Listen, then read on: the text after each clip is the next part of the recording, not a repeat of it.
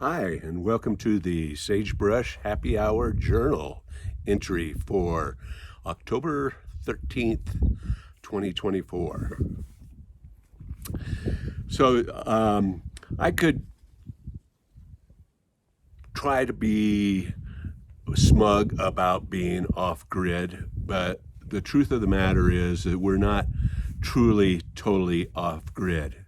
In fact, we still give money to oil and gas to pollute our atmosphere for our vehicles, and we also use propane. And so I'm going to talk a little bit about propane. So we get our propane from a local company called Kit Carson Propane, and right now that's at $2.55 a gallon. And so we actually use propane for two or three things around the house. One is our hot water heater, and that's something that is going to be fairly easy to, when it reaches its end of life for that hot water heater, is we'll replace it with an electric inline heater, either a straight inline heater or one of these newer heat pump water heaters. And we also have two little 5,000 BTUs wall heaters, propane wall heaters in the bedrooms.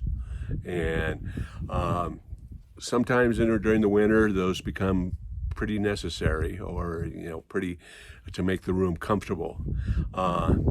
Unfortunately, they affect the air quality in the room, and so eventually I would like to transition those to either mini splits in the room there, or some sort of induction heater, electric heater.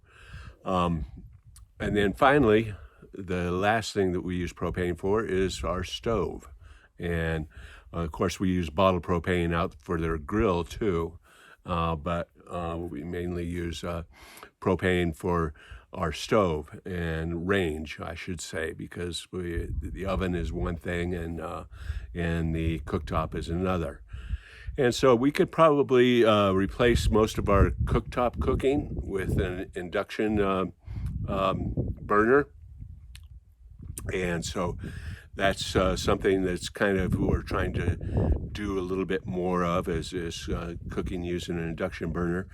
And some of the oven can be replaced by using something like a, what do you call it, an air fryer, which I'm not really that fond of as a cook. I'd rather just use a convection oven.